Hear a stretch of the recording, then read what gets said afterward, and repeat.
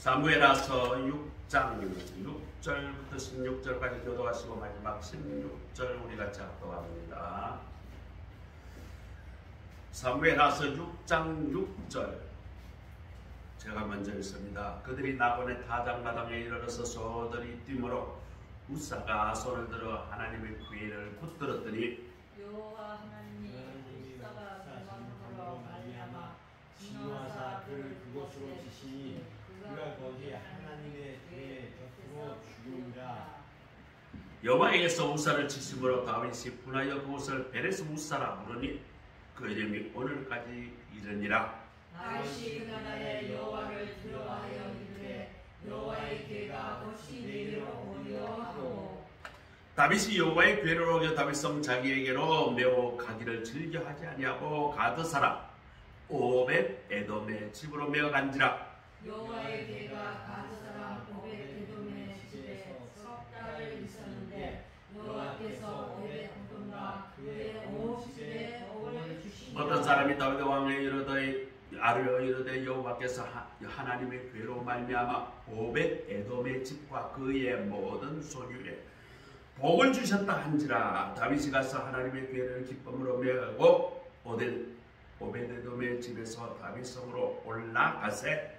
여호와의 괴를 맨 사람들이 6걸음을 가매 다윗이 소와 살진수하여 제사를 드리고 다윗이 여호와 앞에서 힘을 다해 춤을 추는데 그때에 다윗이 배 에봇을 입었더라. 다윗과 온 이스라엘 족속이 즐거이 환호를 하며 나팔을 불고 여호와의 괴를 메어 오는지라. 여호와의 괴가 다윗성으로 들어올 때에 다윗과 온 이스라엘 족속이 즐거이 환호하며 나팔을 불고 여호와의 괴를 메어 오니라. 같이 있습니다. 여호와의 괴가 다윗성으로 들어올 때에 우리 다 같이 읽습니다. 다시 16절 여호와의 괴가 다윗성으로 들어올 때에 사울의 딸 미갈이 창으로 내려오다가 다윗 왕으로 여호와 앞에서 뛰놀며 춤추는 것을 보고 심중에 그를 없인 여기니라. 아멘. 이것은 하나님의 말씀입니다. 아멘. 오늘은 참된 예배자가 되자라는 그런 제목으로 말씀을 우리 묵상합니다.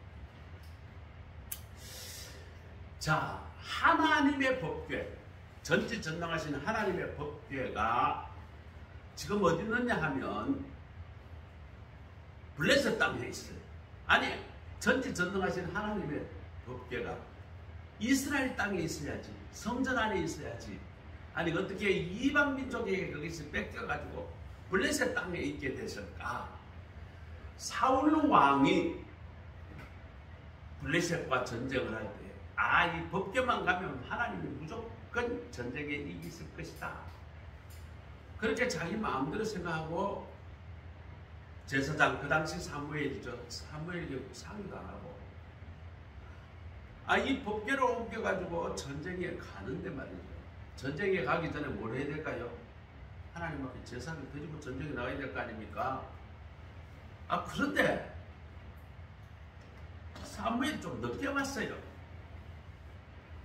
전쟁하러 갈 시간이 다 됐는데 이 사울 왕이 말이죠. 사무엘 제사장이 오지 않으니까 이 시간 다 됐는데 내가 그냥 제사를 집례해야 되겠다 하면서 자기 마음대로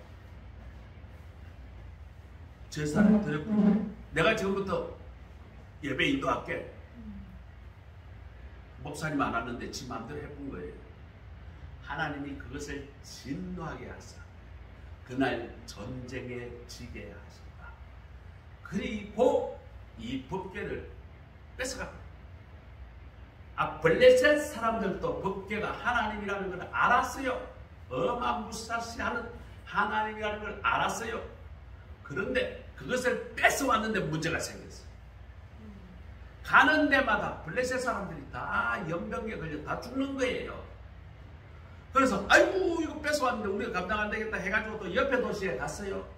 옆에 도시에다가 넘겨줬더니 그 도시가 또 연병이 걸려가지고 다 죽게 생겼어요. 아이고 우리도 감당을 못하겠네. 이쪽으로 버린다가 저쪽으로 버린다. 가는 데마다 하나님의 법궤가 가는 도시마다 연병으로 수많은 사람이 죽게 되니까 블레셋 사람들이 이거 도저히 안 되겠다. 이스라엘 사람 제사장 하나 불러가지고 그 사람 보고 이거 보관 좀 하라 그래야 되겠다. 그래서 아비나답이라는 제사장을 부릅니다. 아비나답이 블레셋 땅에 와서 그 법궤를 이제 아비나답 집에서 머물러요. 이 사울왕 때에 뺏겼던 법궤가 이제 왕이 바뀌었습니다. 한 20년 지났어요. 사울왕도 죽고 다윗이 왕이 됐는데, 다윗이 난공불락이었던 예루살렘을 점령하고 이것을 하나님의 도시 수도로 정해야 정한다 라고 발표를 했는데, 아니 말만 수도로 정했지 이스라엘 백성의 정체성이 하나님을 모셔야 하는 그런 것인데 지금 법궤가 없단 말이죠. 그래서 다윗이 저 법궤를 모셔봐야 되겠다라고 생각해서 언약궤 블레셋 가드 땅에 있는 아비나답, 초청받았던 아비나답 제사장 집, 그 집에 지금 머물러 있는 그것을 데려와야 되겠다. 사실은 거기에 모셔놔도 가지만 사실은 어떻게 됐다? 방치했죠. 아무도 안 쳐다봤으니까 방치하고. 언약궤란 무엇일까요? 하나님이 그 언약궤 위에 그룹들 사이에 내가 임재하겠다. 이스라엘은 이 언약궤가 있는 성전이나 성막에 와서 제사를 지내라. 그러면 하나님께서 만나 주시겠다. 그렇게 약속한 것이 뭐예요? 이게 언약궤거든요. 하나님은 볼 수가 없습니다. 그런데 그 당시에 문화나 그 당시의 생각으로는 하나님의 상징할 수 있는 그런 상징물이 필요한데, 그것을 하나님께서 선물로 주신 게 언약궤예요. 그 언약궤가 하나님의 상징물이고 하나님을 대리하는 대리물이었습니다. 다윗이 이제 이 언약궤 블레셋 땅에 있는 가드 땅에, 블레셋 큰 도시 중에 하나입니다. 가드. 지금 이제 폭격받고 있는 것이 가드입니다. 아기스, 가드, 가사 이런 것이 전부 다 그 당시에 큰 블레셋 도시인데, 그 중에서 블레셋 땅 중에 가드라는 곳에 법궤가 지금 거기에 이방 땅에 있는 거죠. 자, 그래서 말이죠. 다윗이 명령을 내립니다. 법궤를 모시고 예루살렘으로 오라. 자, 오늘 이 법궤를 모시고 오는데 등장인물이 몇 명 등장합니다. 우사가 있습니다. 우사. 아비나답의 아들 우사. 그리고 오벳 에돔이라는 가드 사람이 등장합니다. 그리고 다윗 왕, 그리고 다윗 왕의 처 미갈, 이 네 사람이 등장합니다. 오늘 이 네 사람이 하나님의 법궤를 이동하는데 어떤 태도로 그 법궤를 대하고, 하나님의 법궤가 지금 현재 예루살렘 성으로 들어오는 데에 어떻게 맞이하는가에 대한 그런 이야기입니다. 오늘 이야기를 통해서 오늘 우리는 하나님의 예배를 어떻게 드리고 우리의 삶에서 하나님을 어떻게 생각하고 살아가는가에 대한 깊은 그런 생각을 던져주게 하는 본문입니다. 자, 첫 번째 사람입니다. 우사, 그리고 미갈, 그리고 베세메스 사람들이라는 사람들이 있습니다. 자, 첫 번째 3절에 보니까 그들이 하나님의 궤를 쇠수레에 싣고 산에 있는 아비나답의 집에서 나오는데, 아비나답의 아들 우사와 아효가 그 쇠수리를 모니라. 자, 법궤를 어디에 실었다고요? 수레에다 실었어요. 자, 이 부분을 좀 생각해야 합니다. 자, 이 아비나답은 누구냐? 아버지가 엘리예요. 그 제사장 가문이에요. 이 엘리의 아들 아비나답, 그 제사장의 아들은 또 자라면 제사장이 돼요. 그 제사장은 대를 이어서 제사장이 되는 거예요. 그 당시 율법이 그래요. 자, 아비나답이 제사장이면 그 아들 우사와 아뇨는 뭘까요? 제사장이 되죠. 그러니까 이 수레를, 자, 이 법궤를 옮길 자격이 있는 거예요, 사실은. 그런데, 자, 법궤의 수레를 싣고, 자, 이렇게 나와요. 아비나답 집에서 나와서 나곤의 타작마당 중, 뭐 그렇게 먼 거리는 아니었을 거예요. 이게 내려오는데 갑자기 수레에서 소가 말이죠. 날뛰기 시작합니다. 아니, 내리막에 소가 날뛰면 이 수레가 어떻게 될까요? 뒤집어져서 법궤가 땅에 떨어져가 다 깨질 가능성이 있죠. 그러니까 7절 우리 같이 한번 읽어봅니다. 7절 다 같이 시작. 여호와 하나님이 우사가 잘못함으로 말미암아 진노하사 그를 그곳에서 치시니 그가 죽으니라. 하나님이 죽여버렸어요. 자, 오늘 여기서 우리는 중요한 사실을 발견해야 합니다. 참 이해하기 어려워요. 아니, 지금 법궤가 말이죠. 이 궤가 흔들려가지고 떨어지면 이 법궤가 다 깨져. 그런데 이 법궤가 깨지면 안 되잖아요. 그러니 제사장이 어떻게 해요? 이 법궤로 그냥 덮치고 그냥 이걸 안 떨어지게 손을 댔단 말이죠. 그 순간 하나님이 그를 그냥 죽여버렸다. 야, 이게 이해가 됩니까, 여러분? 하나님은 선하시고 은혜가 많으신 분인데 법궤가 떨어지고 하는데 지금 법궤가 밥살나게 생겼는데 그걸 붙잡지 말고 그럼 내버려둬야 한다는 말입니까? 여기서 중요한 것을 우리는 발견해야 합니다. 왜 하나님은 우사를 죽였을까? 여기서 우리는 깊은 성경적 그 해석을 우리는 발견해야 합니다. 하나님의 법궤는 출애굽기 25장 13에서 15절에 보면 그 채를 양쪽 궤 고리에 꿰어서 궤를 제사장으로 하여금 매개하여 이동시키라, 이런 법이 있습니다. 궤 아래쪽에다가 고리를 양쪽에다 만들고 고리에다가 뭘 끼워라? 긴 채를 끼고 그 채를 잡고 옮기라.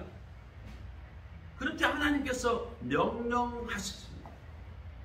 그리고 궤를 내렸을 때는 이 채를 빼지 말고 그대로 두라. 왜? 또 이동할 수 있습니다. 하나님은 그렇게 명령하셨습니다. 이 법궤를 이동할 때는 하나님께서 분명히 이렇게 드리라 라는 명령을 했는데 지금 우사는 지금 현재 법궤를 어디에다가 옮기고 있죠? 수레에다가 옮깁니다. 수레.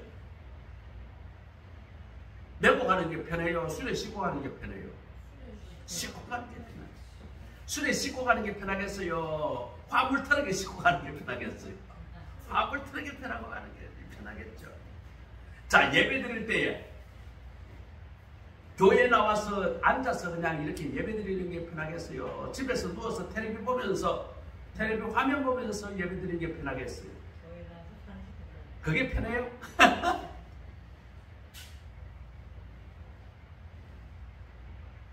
법궤는 하나님의 성물이기 때문에 어떤 사람인 경우에도 만져서도 안 되고, 법궤를 운반할 때는 하나님의 명령대로 채워가지고 끼워가지고 그 채를 제사장들이 어깨에 메고 이동하라 하나님의 명령이 있는데 우사는 지 마음대로 하나님께서 명하신 법대로 하지 아니하고 편하되 편한 방법 수레에다가 그것을 실었다는 것입니다.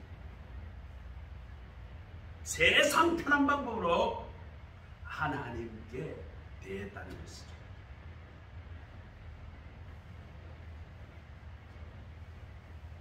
매우 하나님께서 명령하는 방법은 좀 비효율적입니다.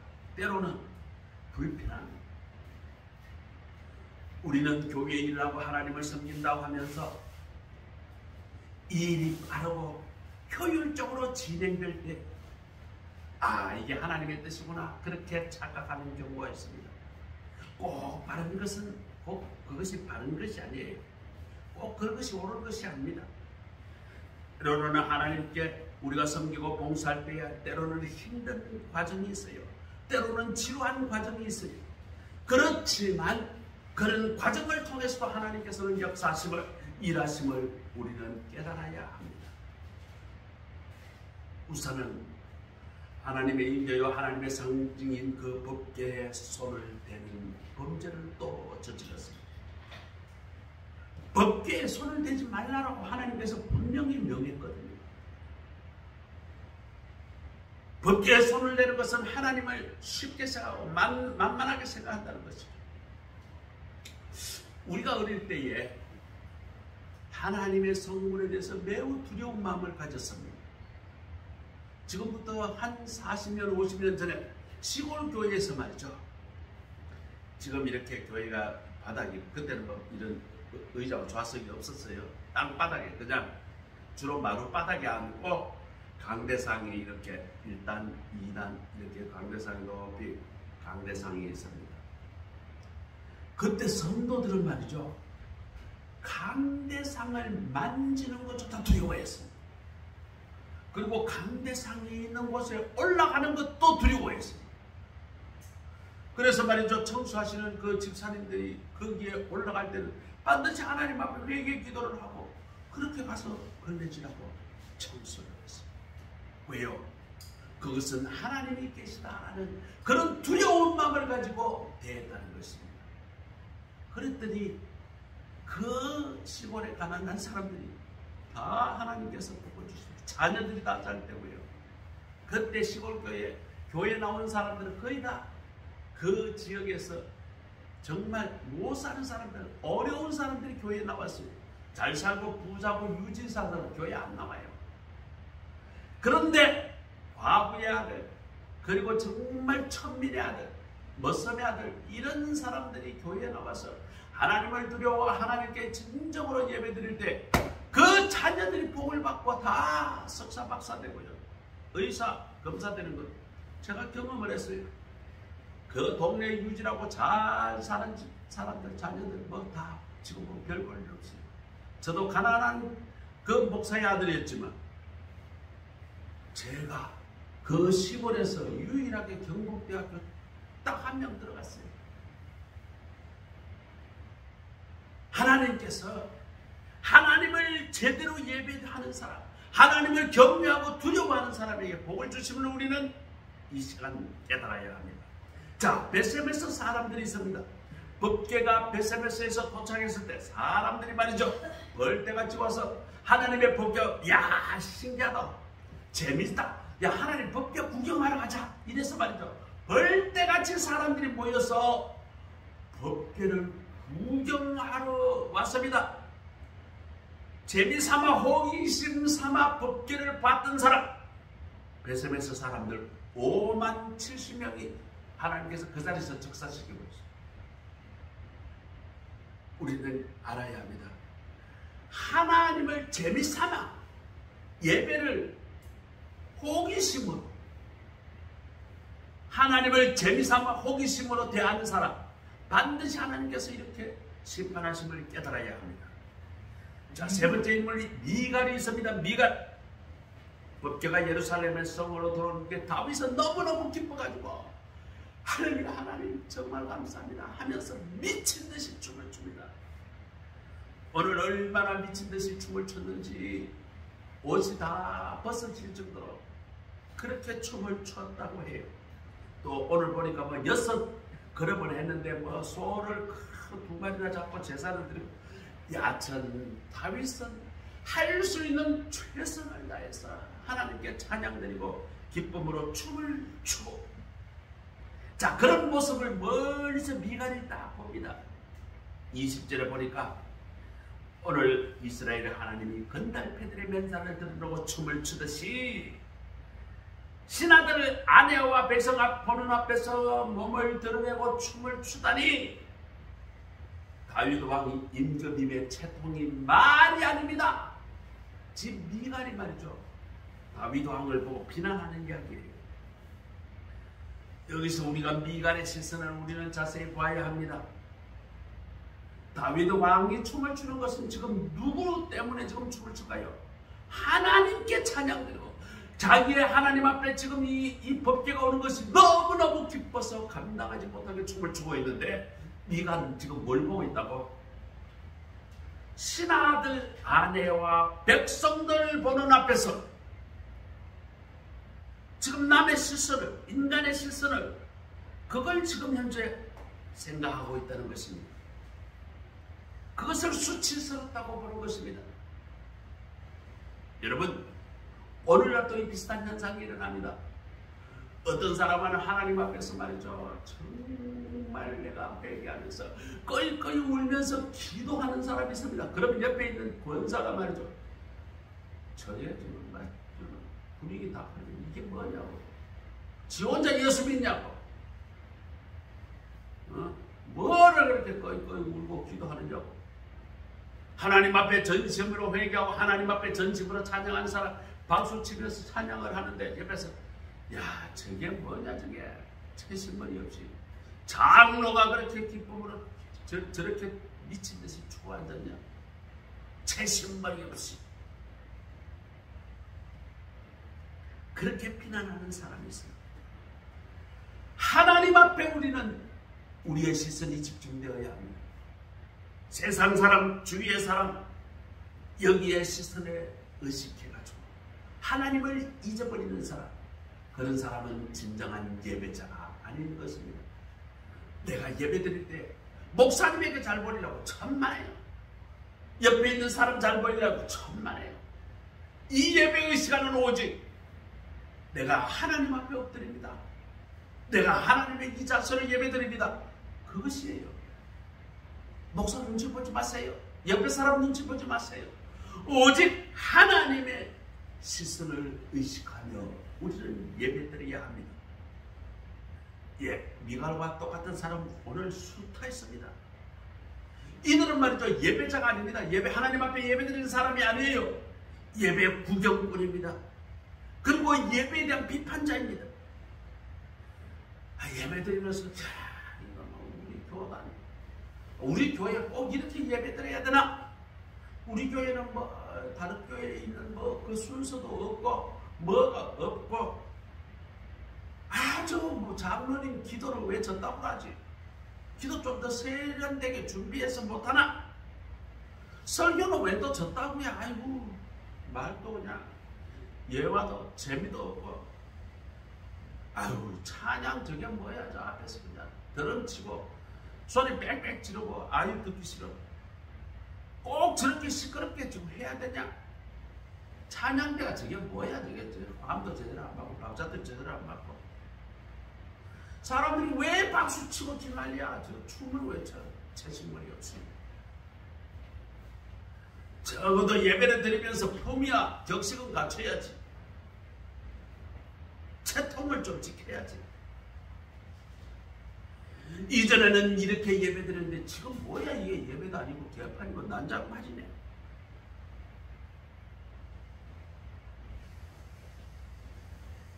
나는 이렇게 생각하는데 왜 저 사람 저따구로 예배를 드리냐? 예배를 말이죠, 평가합니다. 어떤 사람은 말이죠, 목사님 설교하면 야 목사님 저 경상도 사투리 저 아주 귀에 거슬리네, 전라도 사투리 귀에 거슬리네, 저 예화 지금 말이죠, 저거 한 6개월 전에 써먹었던 예화인데 또 써먹네. 목사가 연구 진짜 안 하네. 목사의 그 하나님의 음성을 들을 생각을 하지 아니하고 목사의 설교를 심판하고 평가하는데 설교 시간을 다 보냅니다. 아이고 그 목사 정말 재수없어, 정말 지루해, 졸려. 또 예배를 말이죠, 준비하는 사람, 안내하는 사람이 조금 실수를 합니다. 그러면 말이죠, 저 따구로 할 바에 뭐 하루 앞에 써가지고 말이죠, 예배 안내위원이라고 예배위원이라고 저렇게 하고 이제 그냥 구석자리 그냥 앉아 그냥 예배드리지. 아니 하나하나가 예배를 평가하고 불만합니다. 짜증을 냅니다. 그러니 예배를 제대로 들을 수 있습니까?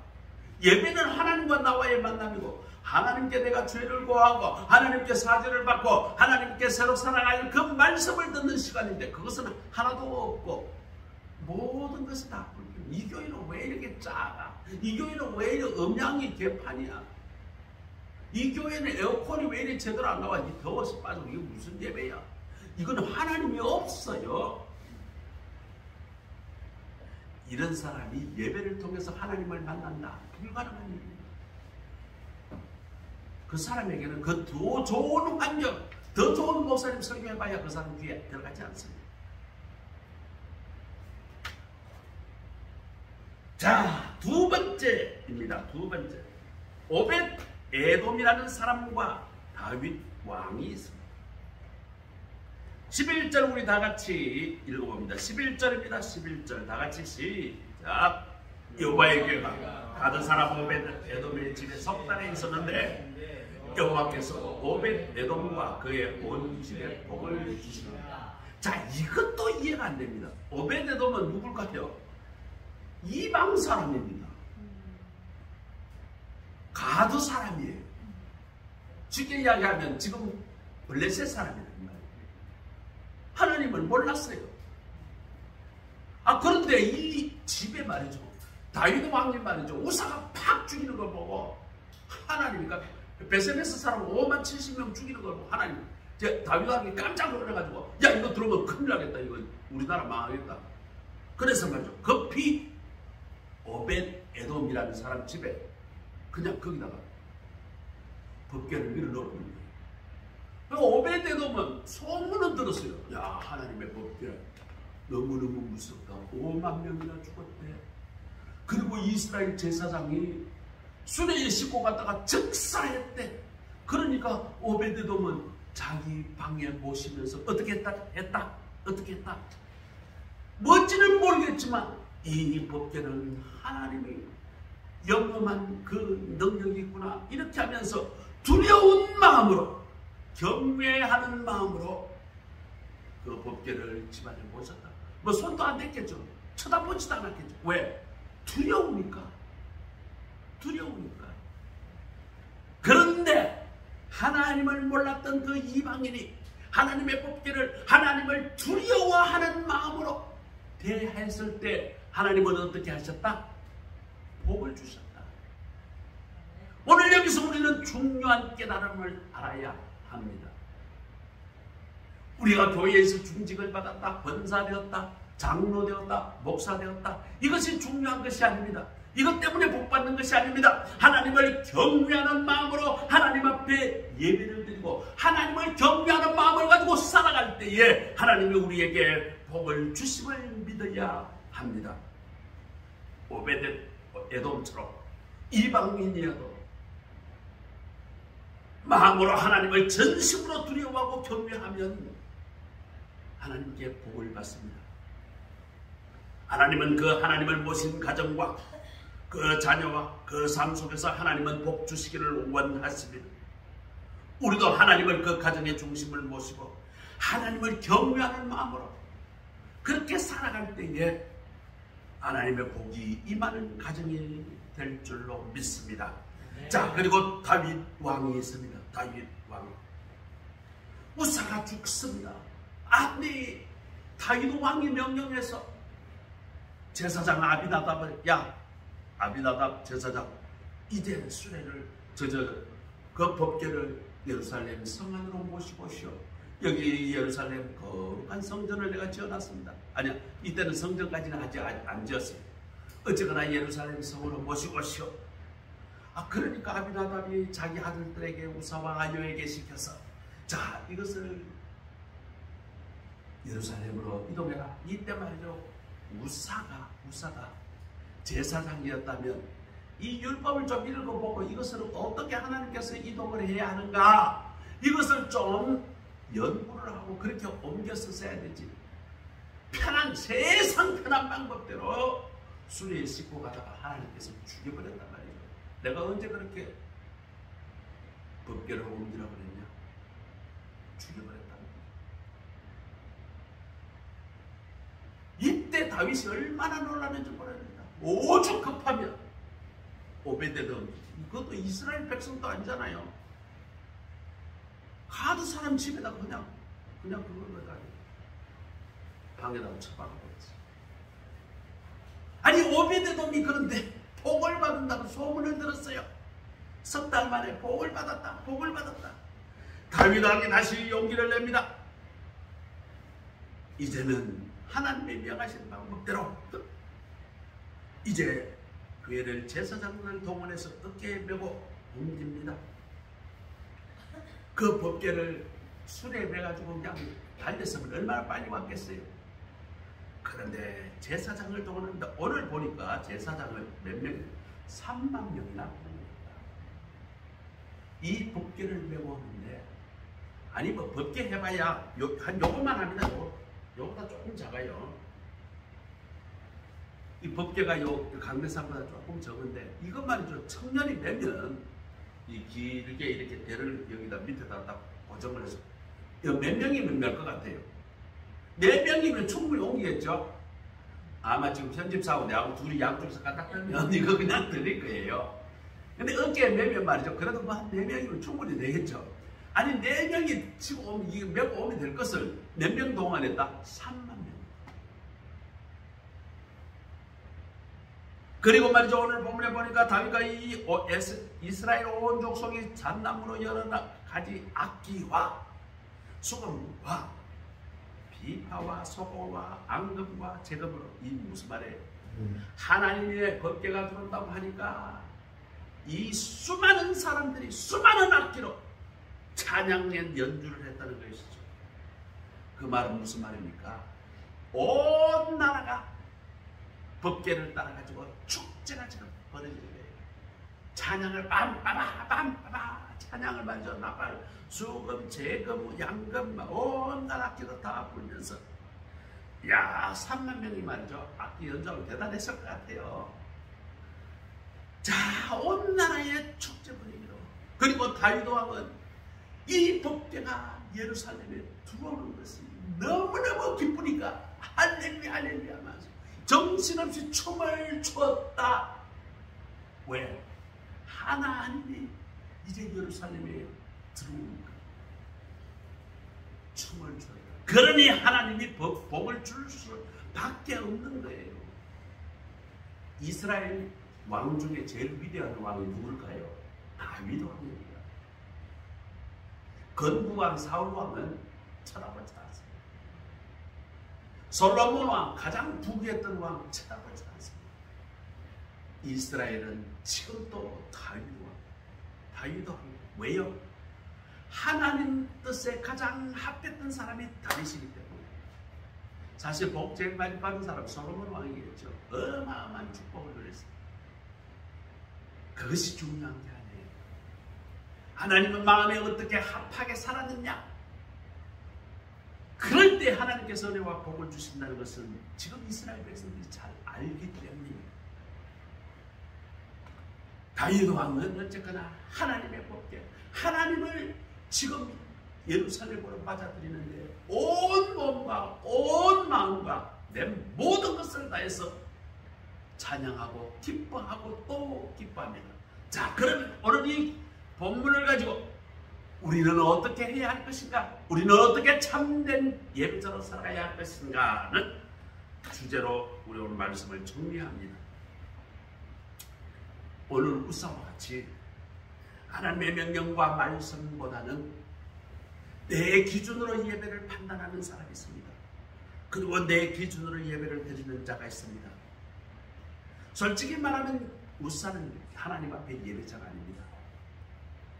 예배 관리자였고 예배 주관자였고 예배를 섬기는 그런 역할을 했던 사람입니다. 우사가 약계로 운반하면서 하나님의 말씀을 무시하고 하나님의 예법을 무시하고 하나님의 전통을 무시하고 법궤가 하나님의 대물이라는 어떤 생각도 없고 그는 하나님께 집중하지도 않았고 하나님에 대한 경외심이라고는 일도 없었습니다. 그저 어떻게 하면 된다? 이 행사가 잘 치러지면 뭐 땡이라는 거예요. 예배 1시간 지나가면 땡이라는 거예요. 아이고 왜 이래 지겹나? 왜냐면 찬송을 한 곡만 부르면 그냥 되지. 그냥 어떻게 두 곡 세 곡씩 그냥 뭐 순서 시간마다 그냥 부르냐. 목사님 설교는 뭐 한 10분만 하면 되지. 뭐 그 말인데 그냥 30분씩 하냐. 온갖 불평과 불만으로 하나님 앞에 예배 드리는 것이 아니라 내 기준으로 저 목사 저 장로님만 많아. 아이고 장로님 기도 아이고 그따구로 할 바에야 장로 그냥 내 때는 떼지. 자기 기준으로 판단을 합니다. 아이고 오늘 청소 누가 했어? 이 바닥에 이게 뭐야? 온갖 평가를 자기가 합니다. 예배에서 중요한 것은 우리가 예배 순서에 봉사를 하지만 내가 목사가 이곳에서 설교하지만 우리 모두는 하나님 앞에 예배자가 되어야 합니다. 예배의 주인은 하나님이시고 하나님만 예배를 받으시고 하나님은 섬기는 모든 사람의 예배 관리자가 아니라 하나님 앞에 엎드려 하나님께 은혜를 간구하는 예배자임을 명심해야 합니다. 우사처럼 편리하고 내가 옳다고 여기는 것이라 할지라도 하나님의 말씀에 맞지 않으면 그것을 포기해야 합니다. 때로는 우리가 불편하고 때로는 합리적이지 못한다 할지라도 하나님의 말씀에 전적으로 순종할 때에 하나님의 마음에 합한 자로서 하나님의 도구로 쓰임받을 수 있게 되는 것입니다. 저와 여러분, 우리는 오늘 우사가 아닙니까? 깊이 생각해 봐야 합니다. 때로는 베스메스 사람처럼 하나님에 대한 태도가 매우 중요함을 우리는 깊이 생각해야 합니다. 베스메스 사람들 하나님의 예배를 말이죠. 하나님을 말이죠. 재미삼아 구경하라고. 호기심에 하나님의 예배 어떤 교회 그 참 이상하다. 뭐 이상한 악기로 있대. 성가대 잘하는데 거기에 목사님 음성이 너무 좋대. 우리 예배하는 걸 데리러 가보자. 구경 가보자. 그건 예배가 아니라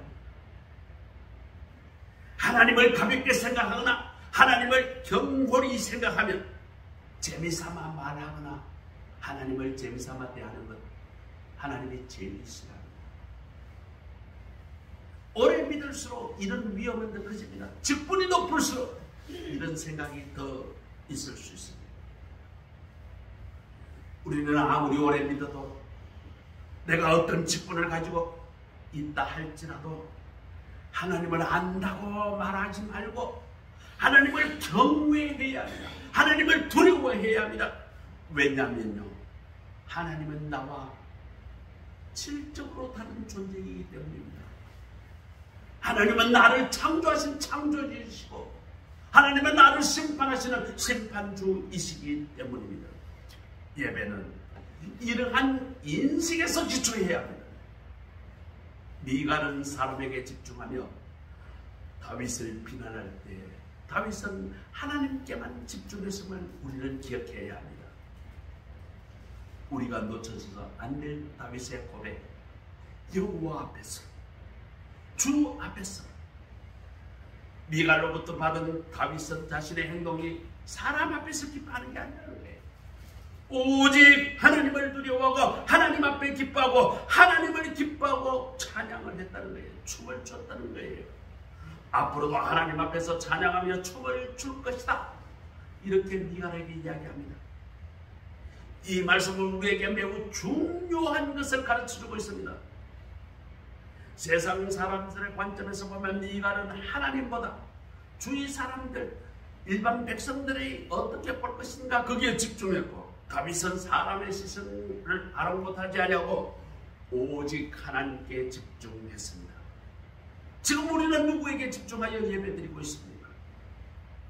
목사의 눈치를 보고 우리 아버지가 장로니까, 우리 엄마가 권사니까, 엄마 아버지 눈치 봐가면서 예배드리고 있지 않습니까? 미갈처럼 사람에게 집중하지 말고 다윗처럼 하나님께 집중하여 예배드림으로써 승리하는 복된 삶을 살아가시는 우리 모두가 되시기를 주의 이름으로 축복합니다. 신앙인들에게 예배는 삶입니다. 삶이 예배입니다. 그래야 은혜를 입고 하나님과 가까워지게 됩니다. 오늘날 우리의 삶은 어떠합니까? 내 삶에서 모두 역사하시는 그 하나님이 심판하신다는 그 두려운 마음으로 한 시간 한 시간 살아가고 있습니까? 예배에 집중해 드리기보다는 많은 사람들이 다른 일에 집중하는 데 보입니다. 예배가 조금만 길어져도 안달을 합니다. 어떤 사람은 핸드폰 조작하다가 그냥 예배 시간 다 보내는 사람 다 보여요. 자기만 그런 게 아니야. 성도들이 다 보고 있어. 하나님만 보겠어요. 이러니 진정한 예배가 되겠습니까? 예배가 드리고 있는데 몸은 여기 있지만 마음은 딴 곳에 가 있습니다. 주말은 마치고 누구하고 식사해야 되는데, 오늘 누구하고 데이트해야 되는데, 만나면 뭘 수가. 이거 예배 시간에 말이죠. 하나님께 집중하는 게 아니라 내 마음은 딴 데가 있다는 거예요. 목사 설교를 합니다. 저 이야기는 내가 깨닫고 변화되라고 하는 나에게 하는 이야기구나. 이게 아니고 이야기가 뭐 요거 옆집 저거 권사가 들어야 되는데 저거 맨날 아이고 예배드리지 그 따고 자기에게 하나님께서 음성으로 말씀하신다는 생각이 아니라 다른 사람에게 순간 또 쳐다봅니다. 그 사람 예배 지금 드리고 있나 안 드리고 있나. 예배자는 예배를 위해서 하나님 앞에 뭔가를 드려야 합니다. 우리는 예배를 위해서 온전한 시간 하나님 앞에 내어드리고 있습니까? 온전한 정성 하나님 앞에 바치고 있습니까? 예배할 때 하나님 앞에 반드시 앉아서 하나님 앞에 경외하는 마음으로 앉아서 예배를 드립니까? 목사의 설교에 집중하고 강단에 집중합니까? 예배 시간이 그렇게 길지 않습니다. 그 예배에 집중하시고 그 예배가 오늘 우리의 최고의 생명임을 깨달으시는 이 시간 되시기를 간절히 소원합니다. 우리는 어떤 예배를 드리고 있습니까? 우사의 예배입니까? 다윗의 예배입니까? 아니면 미갈의 예배입니까? 하나님은 신령과 진정으로 예배하는 자를 이 시간 찾았습니다. 우리가 신앙생활할 때 언제나 변함없는 공식이 하나 있습니다. 우리가 하나님 앞에 예배를 드린 만큼 믿음이 있다는 것입니다. 우리의 예배의 수준이 곧 우리의 믿음의 수준인 것입니다. 예배는 우리 믿음을 측정하는 영적 도구입니다. 나는 내 자신을 스스로 잘 압니다. 내가 어떤 마음으로 하나님 앞에 예배 드리는가 다른 사람은 몰라요. 그러나 자기 자신은 정확히 압니다. 내가 하나님 앞에 경외하는 마음으로 이 시간 하나님 앞에 예배 드리는가, 내가 온갖 잡생각을 가지고 하나님 앞에 예배 드리는가, 누구보다도 자기 자신이 제일 정확히 합니다.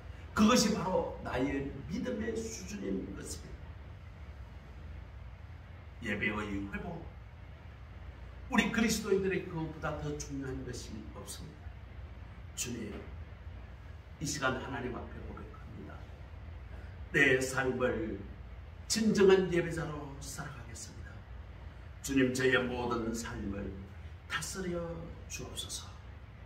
오늘 예배 참석하신 우리 모두가 다윗처럼 하나님 앞에 진심으로 춤을 추며 오벳 에돔처럼 하나님을 경외하는 예배자가 되셔서 하나님의 축복을 가족과 친지들에게 간증하는 이 시대에 다윗이 되시기를 주님의 이름으로 축복합니다.